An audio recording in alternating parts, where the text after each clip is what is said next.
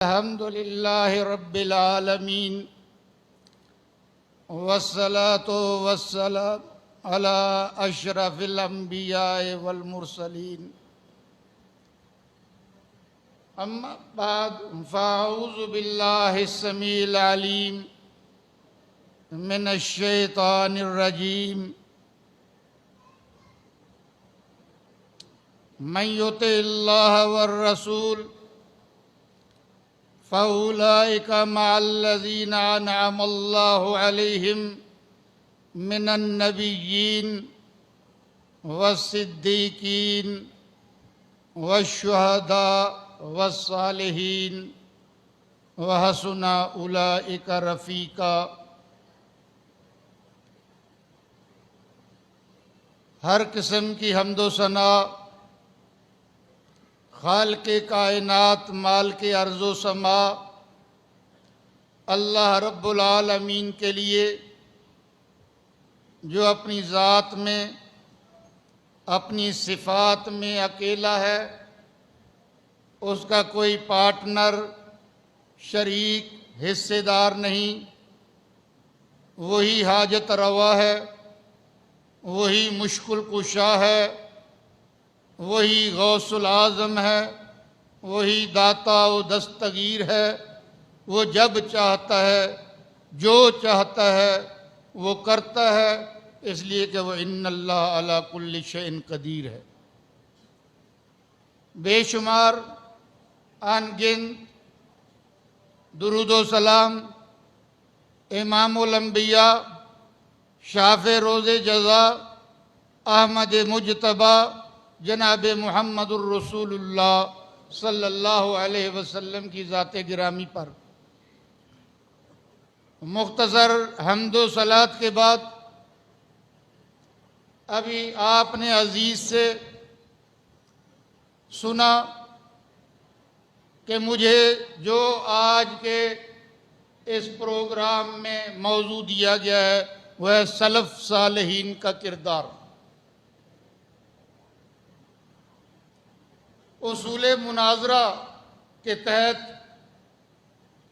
سب سے اہم چیز موضوع کا انتخاب ہوتا ہے، اور اگر آپ نے موضوع کے اندر الفاظ کا چناؤ وہ درست کر لیا تو سمجھو آپ نے آدھا مناظرہ موضوع میں ہی جیت لیا۔ اور اگر موضوع کے انتخاب کے اندر آپ سے 19-20 کا بھی فرق آ گیا تو اس مناظر کو آگے مناظرہ کرنے میں جو دقت پیش آئے گی وہی جانتا ہے۔ اب اتنا بڑے موضوع کا انتخاب، سلف صالحین کا کردار، ہمارے اسلاف کون ہیں؟ خلفائے راشدین ہمارے اسلاف ہیں۔ ہمارے اسلاف کون ہیں؟ عشرہ مبشرہ ہمارے اسلاف ہیں۔ ہمارے اسلاف کون ہیں؟ غزوہ بدر کے مجاہدین ہمارے اسلاف ہیں۔ ہمارے اسلاف کون ہیں؟ غزوہ احد کے مجاہدین ہمارے اسلاف ہیں۔ ہمارے اسلاف کون ہیں؟ غزوہ خندق کے مجاہدین ہمارے اسلاف ہیں۔ ہمارے اسلاف کون ہیں؟ بیعت رضوان والے ہمارے اسلاف ہیں۔ ہمارے اسلاف کون ہیں؟ غزوہ تبوک میں شرکت کرنے والے ہمارے اسلاف ہیں۔ ہمارے اسلاف کون ہیں؟ حجۃ الوداع میں پیارے رسول صلی اللہ علیہ وسلم کی قیادت کے اندر حج کرنے والے ہمارے اسلاف ہیں۔ 1,00,000 کم و بیش جو ہے 40-50 ہزار صحابہ، یہ ہمارے اسلاف ہیں۔ صحابہ کے شاگرد تابعین ہمارے اسلاف ہیں۔ اتباع تبع تابعین ہمارے اسلاف ہیں۔ ائمہ دین ہمارے اسلاف ہیں۔ فقہائے اعظام ہمارے اسلاف ہیں۔ ائمہ دین ہمارے اسلاف ہیں۔ محدثین ہمارے اسلاف ہیں، مفسرین ہمارے اسلاف ہیں۔ کیا کوئی مائی کا لال ایسا ہے کہ ان سلف صالحین کا کردار بیان کر سکے؟ اتنے ہمارے اسلاف،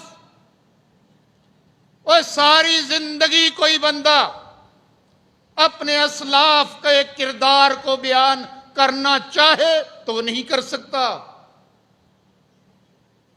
اس لیے جو مجھے موضوع دیا گیا ہے، میں پہلے ہی اعلان کرتا ہوں کہ اس میں فیل ہوں، کہ اتنے اسلاف ہیں کہ ان کے کردار کو سب سے بڑے تو ہمارے اسلاف میں سے خود جناب محمد الرسول اللہ صلی اللہ علیہ وسلم ہیں، اور آپ صلی اللہ علیہ وسلم کے سیرت و کردار، آپ کے اخلاق، آپ صلی اللہ علیہ وسلم کے بارے میں ام المومنین صدیقہ کائنات عائشہ رضی اللہ تعالیٰ عنہ طیبہ طاہرہ مطہرہ سے پوچھا گیا۔ آپ صلی اللہ علیہ وسلم کی سیرت کو، کردار کو پوری امت بیان کرتی رہے۔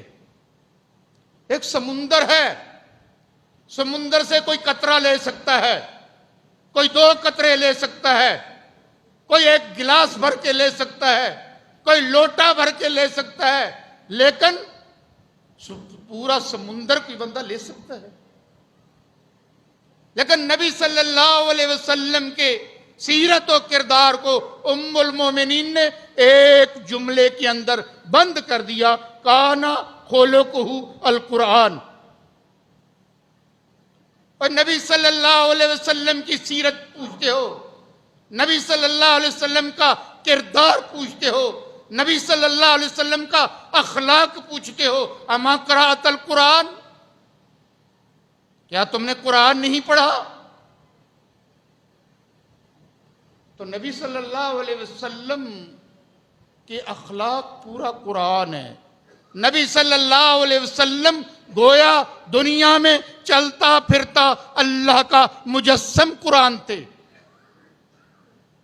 اور آگے نبی صلی اللہ علیہ وسلم نے جو اپنے شاگرد تیار کیے، اس لیے کہ نبی صلی اللہ علیہ وسلم اس کائنات کے اندر ایک معلم، ایک مربی اور ایک استاد بن کے آئے۔ آپ صلی اللہ علیہ وسلم نے فرمایا بعثت معلما،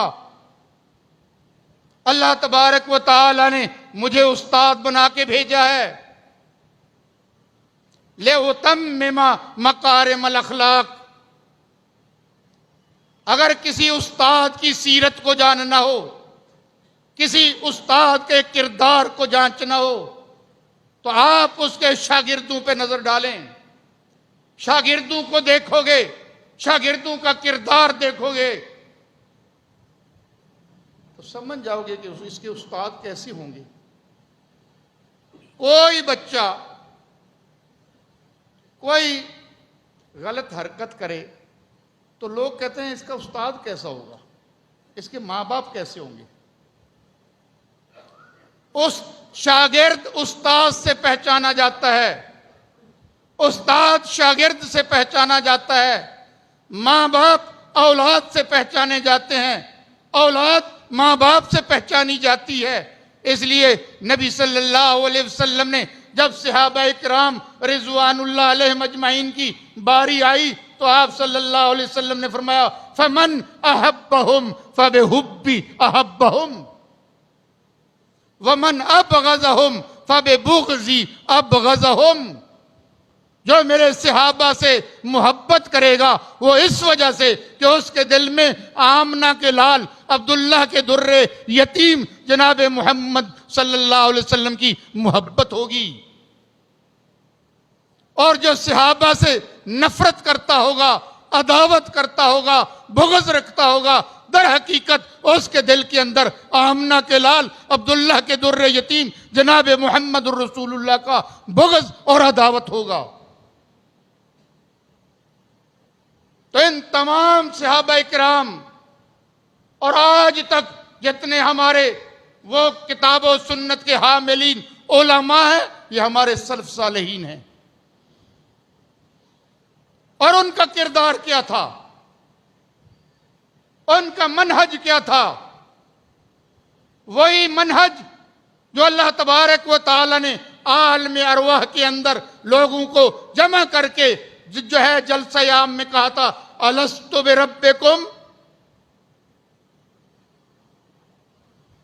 کیا لوگو میں تمہارا خالق ہوں یا نہیں، تمہارا مالک ہوں یا نہیں، تمہارا داتا و دستگیر ہوں یا نہیں، تمہارا غوث الاعظم ہوں کہ نہیں، تمہارا غریب نواز ہوں کہ نہیں؟ آج دنیا کے اندر کوئی یہودی بن جائے، کوئی عیسائی بن جائے، کوئی ہندو بن جائے، کوئی پارسی بن جائے، لیکن عالم ارواح کے اندر سب نے اقرار کیا تھا بلا.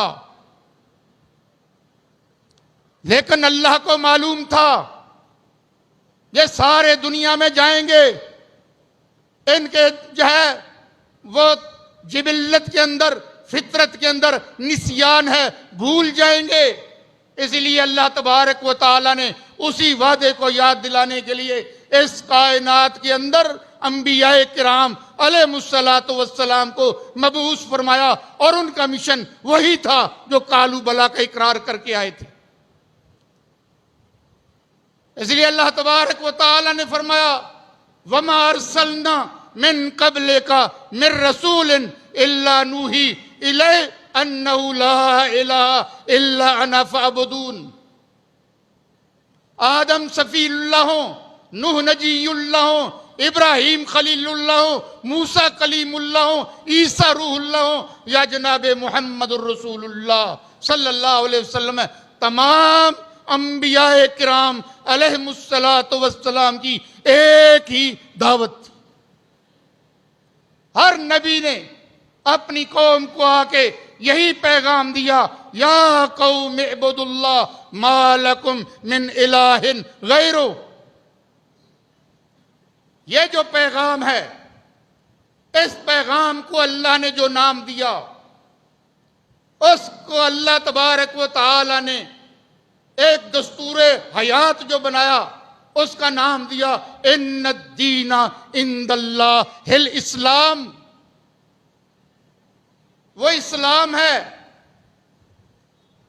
اور یہ اللہ کا پسندیدہ وہ زندگی گزارنے کا وہ اصول، ضابطہ، قانون جو ہے موجود ہے، اور جو کامل دستور حیات ہے. اس لیے اللہ تبارک و تعالی نے تمام اہل ایمان کو کہا یا ایھا الذین آمنوا ادخلوا فی السلم کافہ.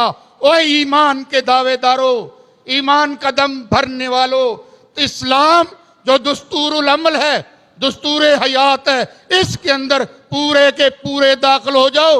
اللہ کو آدھا تیتر آدھا بٹیر نہیں چاہیے. اور یہ جو دستور ہے، زندگی گزارنے کا جو قانون ہے، اس کے بارے میں اللہ تبارک و تعالی نے فرمایا رضیت لکم الاسلام دینا، یہ میرا پسندیدہ دین ہے تمہارے لیے.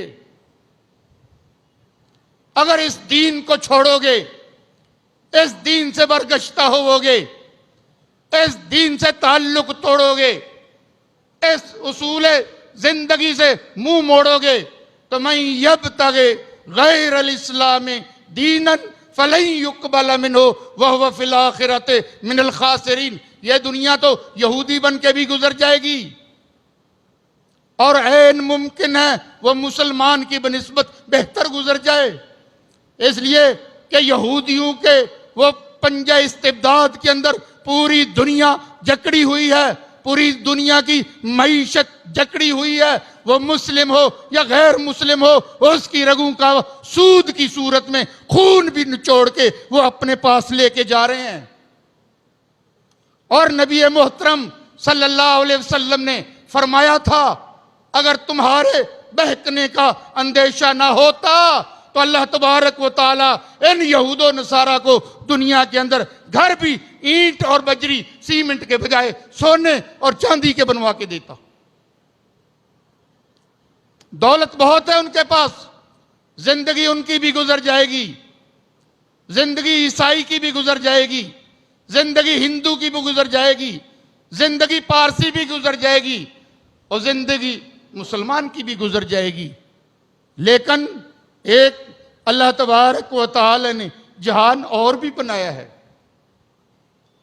اگر یہ صرف دنیا کی زندگی ہوتی، آگے کا کوئی مسئلہ نہ ہوتا، کوئی دوسرا جہان نہ ہوتا، تو شاید یہودی اس دنیا کی کامیاب ترین قوم کہلاتی، ان کے بعد عیسائی دنیا کی کامیاب ترین قوم کہلاتی، لیکن نہیں، ہمیں قرآن نے بتلایا کہ یہودی یہ بدترین مخلوق ہے اس کائنات کے اندر، اور مسلمان ہر نماز کی ہر رکعت کے اندر اس بات کا بربلا اعلان کرتا ہے، غیر المغضوب علیہم ولا الضالین۔ اللہ جس قوم پہ تو نے اپنا غضب نازل کیا، یہودیوں کے نقش قدم پہ ہمیں نہ چلانا۔ اللہ جو تیرے راستے تھے بھٹک گئے، گمراہ ہو گئے، عالم عیسائیت کے نقش قدم پہ ہمیں نہ چلانا۔ اللہ اہدنا الصراط المستقیم، اللہ ہمیں صراط مستقیم عطا فرمانا، اس پہ چلانا۔ کون سے صراط مستقیم؟ وَأَنَّ هَذَا صِرَاطِي مُسْتَقِيمًا فَاتَّبِعُوهُ وَلَا تَتَّبِعُوا السُّبُلَ۔ تو اصل دین کون سا ہو گیا جس کا اقرار کر کے آئے تھے اللہ سے؟ قالوا بلا، اللہ تو ہمارا خالق، اللہ تو ہمارا مالک، تو ہمارا انداتا، تو ہمارا حاجت روا، تو ہمارا مشکل کشا، تو ہمارا بگڑیاں بنانے والا، تو ہمیں اولادیں دینے والا، تو ہمیں شفا دینے والا۔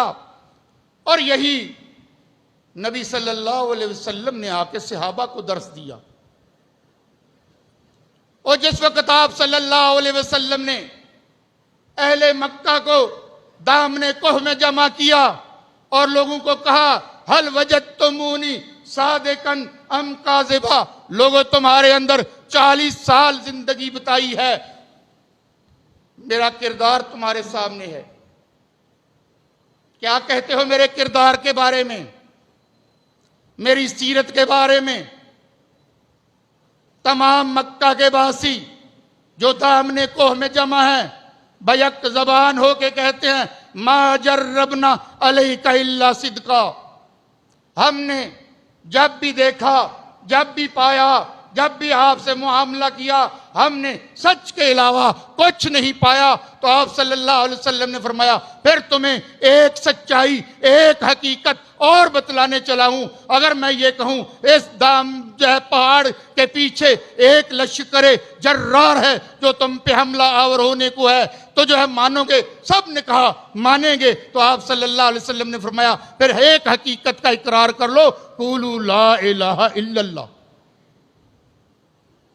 اور یہ ایسی حقیقت ہے، اگر اس حقیقت کو سمجھ جاؤ، اس حقیقت کو جان جاؤ، اس حقیقت کو مان جاؤ، تو پھر تفلحو، کامیابی، کامرانی تمہارا مقدر، اور جو ہے تفلح تملک العرب والعجم، یہ عرب تو عرب، عجم بھی تمہارا ہوگا۔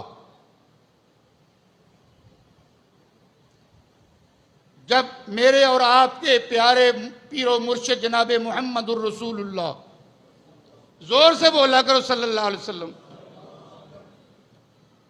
جب آپ صلی اللہ علیہ وسلم نے انہیں لا الہ الا اللہ کی دعوت دی، کیا وہ معاشرہ اللہ کا منکر تھا؟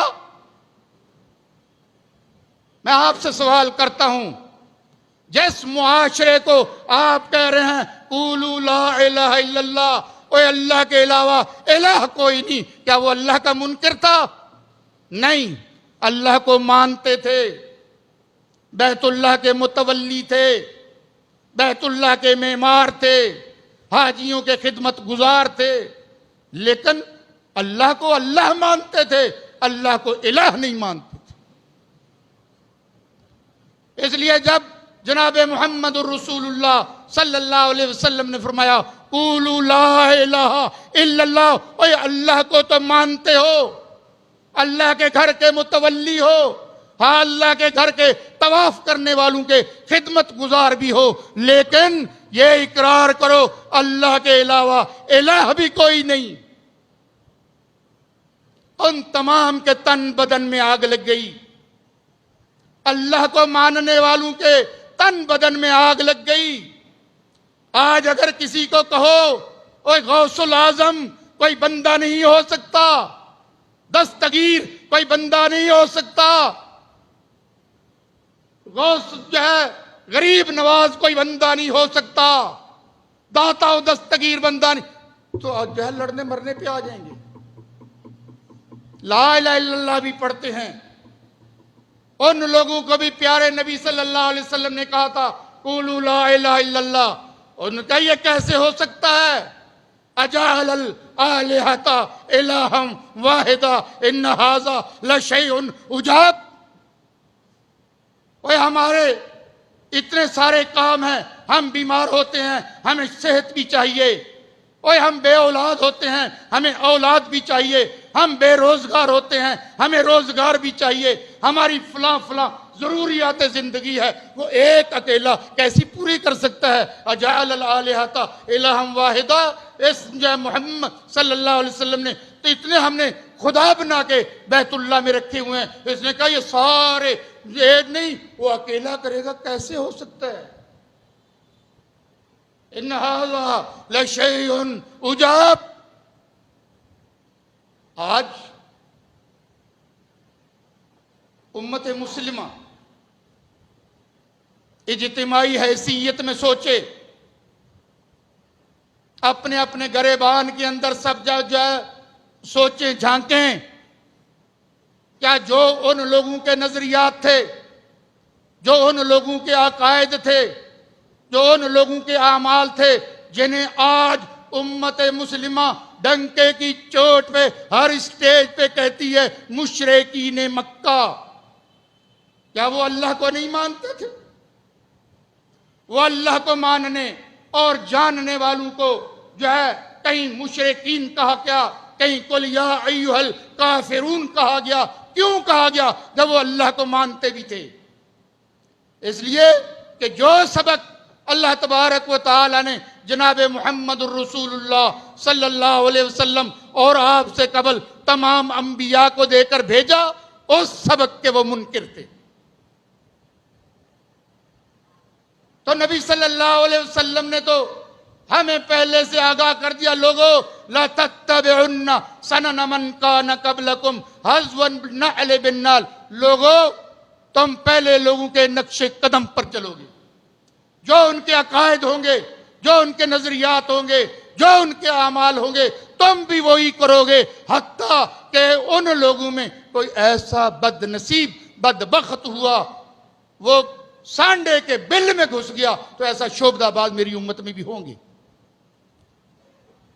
اور آج ہم دیکھ رہے ہیں جو ان لوگوں کے عقائد تھے، جو ان لوگوں کے نظریات تھے، وہ سارے کے سارے امت مسلمہ کہلانے والے لوگوں میں بدرجہ اتم موجود ہیں۔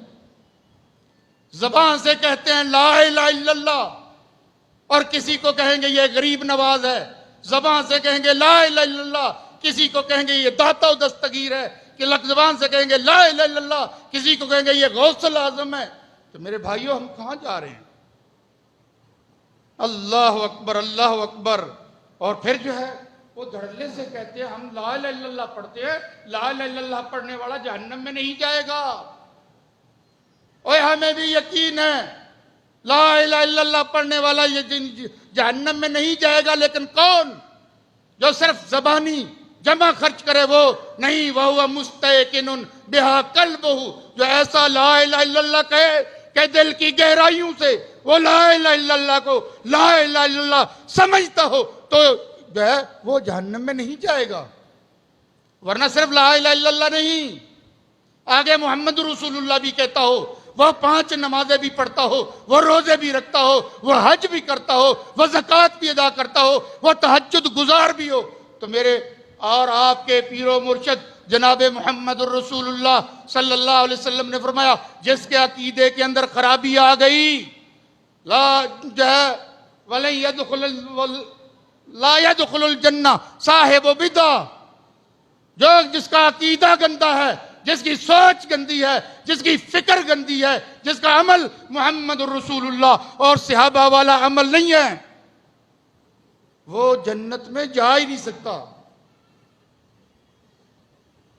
اس کے پلڑے میں نمازیں بھی ہوں، روزے بھی ہوں، حج بھی ہو، زکوٰۃ بھی ہو، نفل بھی ہو، فرض بھی ہو، وہ جنت میں نہیں جا سکتا۔ اور تو نماز تو ساری نماز اللہ اکبر سے سلام پھیرنے تک تسبیح پہ معمول ہے۔ نماز اس کے اندر اللہ کی تسبیحات ہیں، اللہ کی تحلیلات ہیں، اللہ تبارک و تعالیٰ کی تمجیدات ہیں، اللہ تبارک و تعالیٰ کی ساری صفات ہیں۔ لیکن بندہ نماز پڑھنے والا بھی جہنم میں جا رہا ہے، بندہ روزہ رکھنے والا بھی جہنم میں جا رہا ہے، اور مرکز توحید بیت اللہ کا طواف کرنے والا، حج عمرہ کرنے والا جو واپس آتا ہے تو ایسے ہوتا ہے کہ جس طرح بندہ اپنی ماں کے پیٹ سے باہر ہے، گناہوں سے پاک صاف۔ اس کے بارے میں نبی صلی اللہ علیہ وسلم فرما رہے ہیں لا يقبل اللہ لصاحب بدعۃ صوما ولا صلاۃ ولا حجا ولا عمرۃ ولا صرفا ولا عدلا۔ یہ ساری عبادات کی کوئی اہمیت نہیں تو کہاں گیا خالی لا الہ الا اللہ؟ یہاں تو نمازیں بھی اللہ کو منظور نہیں، روزے بھی اللہ کو منظور نہیں، حج بھی منظور نہیں، عمرہ بھی منظور نہیں، زکوٰۃ و خیرات بھی منظور نہیں، آپ خالی لا الہ الا اللہ کو لے کے بیٹھے۔ میرے بھائیوں، اللہ تبارک و تعالیٰ کو ایسا عقیدہ، ایسا منہج چاہیے جو جناب محمد الرسول اللہ صلی اللہ علیہ وسلم نے اپنے شاگردان رشید صحابہ اکرام رضوان اللہ علیہ مجمعین کو عقیدہ دیا، سوچ دی، فکر دی۔ وہ فکر یہ کیا تھی؟ وہ کہتے تھے لوگوں اللہ ابتعثنا، ہمیں تو اس کائنات میں اللہ نے بھیجا ہے۔ کیوں بھیجا ہے؟ لنخرج العباد من عبادت العباد الی عبادت اللہ وحدہ، ہم لوگوں کے در چھڑا دیں، لوگوں کے سامنے جھکنے سے اٹھا دیں اور ایک اللہ کے در پہ لے آئیں۔ یہ ہمارا مشن۔ جناب محمد الرسول اللہ صلی اللہ علیہ وسلم کا مشن بھی یہی، صحابہ اکرام رضوان اللہ علیہ مجمعین کا مشن بھی وہی۔ ان کا تو یہ منظر تھا، وہ کسی نے کیا کہا، مصور کھینچ وہ نقشہ جس میں اتنی صفائی ہو، ادھر اشارہ محمدی ہو، ادھر گردن جھکائی ہو۔ یہ ان کا مشن تھا، یہ ہمارے اسلاف کا کردار تھا، یہ ہمارے اسلاف کی سیرت تھی۔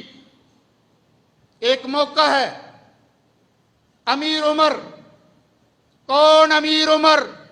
وہ جس کا نام سن کے دنیا کانپتی تھی، اور عالم کفر نے کہا اگر ایک عمر دنیا میں اور آ جاتا تو شاید کفر کا دنیا میں نام و نشان نہ ہوتا، پوری دنیا میں اسلام کا پرچم لہرا رہا ہوتا۔ کون عمر کہ جس کے بارے میں عبداللہ کے در یتیم جناب محمد الرسول اللہ صلی اللہ علیہ وسلم نے اللہ سے دعا مانگی تھی، اللہم ایّد الاسلام بعمر ابن الخطاب، اللہ اسلام کی جھولی میں عمر کو ڈال دے، عمر کو مسلمان بنا دے۔ اللہ نے قبول فرمائی، تمام صحابہ مرید رسول بن کے آئے اور جناب عمر مراد رسول بن کے آئے۔ اور جن کے بارے میں آمنہ کے لال نے کہا اے عمر تو وہ ہے جس راستے سے گزرتا ہے شیطان وہ راستہ توڑ دیتا ہے، عمر کے بارے میں آمنہ کے لال نے کہا عمر تو وہ ہے کہ اس امت کے اندر ہر امت میں ایک ملہم ہوتا ہے، میری امت میں اگر ملہم ہے تو عمر بن خطاب ہے۔ اللہ نے عمر کی زبان پہ حق کو جاری کر دیا اور آپ نے فرمایا لو کان بعدی نبی لکان عمر، اگر میرے بعد کسی نے نبی بن کے آنا ہوتا یہ صلاحیتیں نبوت والی بترجہ اتم جس میں موجود ہیں وہ اس کا نام عمر بن خطاب ہے۔ لیکن میرے بعد نبوت اور رسالت کا دروازہ بند ہے، اب چور دروازے سے جو آئیں گے وہ دجال تو کہلائیں گے، ختم نبوت کے منکر تو کہلائیں گے، وہ جہنم کے باسی تو بن جائیں گے، لیکن نبوت اور رسالت کا دروازہ قیامت تک کے لیے بند ہو چکا۔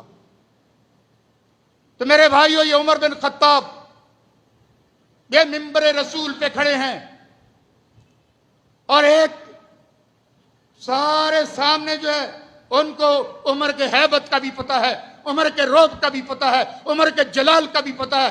امیر عمر کہتے ہیں لوگوں اب لوگ حق مہر کے اندر وہ جو ہے زیادتی کرنے لگے، غلو کرنے لگے، میں چاہتا ہوں حق مہر کی ایک لمٹ مقرر کر دوں، حق مہر کو محدود کر دیا جائے، حق مہر وہ حد سے زیادہ نہ ہو۔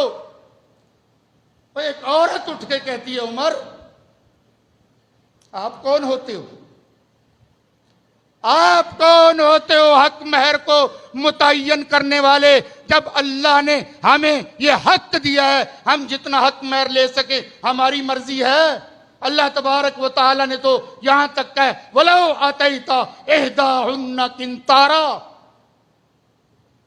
اگر جو ہے وہ سونے کا ایک ڈھیر بھی، سونے کا ایک پہاڑ بھی حق مہر کے اندر اگر جو کوئی دے سکتا ہے اس کی صلاحیت ہے اور وہ لینے دینے والے دونوں راضی ہیں تو دے سکتے ہیں، تو عمر تم کون ہوتے ہو محدود کرنے والے؟ جب ہمیں قرآن نے حق دیا ہے، جب نبی صلی اللہ علیہ وسلم پہ یہ آیات مبارکہ نازل ہوئی، آپ نے ہمیں جو ہے حق مہر محدود نہیں رکھا، آپ کون ہوتے ہیں؟ اللہ اکبر۔ امیر عمر رضی اللہ تعالیٰ عنہ ٹوکنے والا کون ہے؟ کوئی ابو بکر صدیق نہیں، کوئی عثمان ذی النورین نہیں، کوئی علی مرتضیٰ نہیں، کوئی عبد الرحمن بن عوف نہیں، کوئی جو ہے ابو عبیدہ ابن الجراح کوئی بڑا صحابی نہیں، ٹوکنے والی صنف نازک ایک عورت ہے۔ تو کیا حضرت عمر رضی اللہ تعالیٰ عنہ نے کہا میں خلیفۃ المسلمون ہوں، میں امیر المومنون ہوں، اس وقت اقتدار میرے پاس ہے، میں جو چاہوں اصول وضع کروں، جو چاہوں دستور بناؤں، جو چاہوں قانون بناؤں، تمہارے لیے ماننا فرض عین ہے۔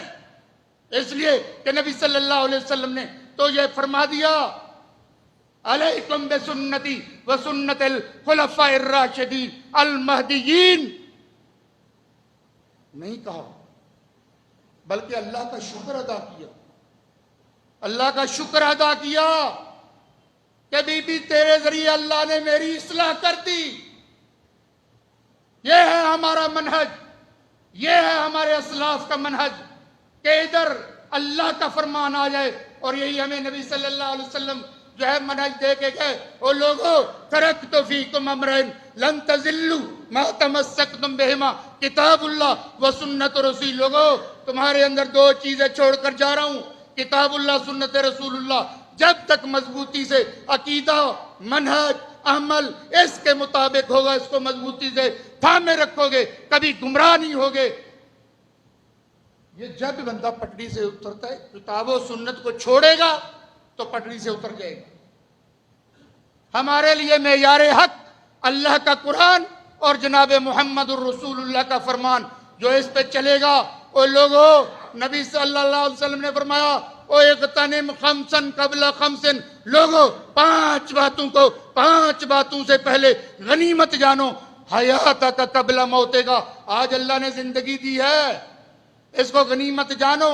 قرآن و سنت معیار موجود ہے، کسوٹی موجود ہے، اپنے عقائد کو، نظریات کو، سوچ و بچار کو اس کٹوتی پہ پرکھو، اگر اس کے مطابق ہے تو صحیح، وگرنہ یاد رکھو کتاب و سنت کی کسوٹی سے عمل اور عقیدہ ہٹ گیا وہ پرے کاہ کی حیثیت بھی نہیں رکھتا، اور مچھر کے پر کا بھی کوئی وزن ہو سکتا ہے، اگر عقیدہ کتاب و سنت سے ہٹ گیا اور سلف صالحین کا عقیدہ کتاب و سنت اس سے ہٹ گیا تو مچھر کے پر کے برابر بھی وزن نہیں ہو سکتا۔ میرے بھائیو دوستو، اس لیے دعوت فکر ہے، زندگی کو غنیمت سمجھ لو موت سے پہلے، جوانی کو غنیمت سمجھ لو بڑھاپے کے پہلے، صحت کو غنیمت سمجھ لو بیماری کے آنے سے پہلے، تونگری کو غنیمت سمجھ لو فقر و فاقہ کے آنے سے پہلے، اپنی اصلاح کر لو۔ اللہ مجھے اور آپ کو اس کی توفیق دے۔ اقول قولی ھذا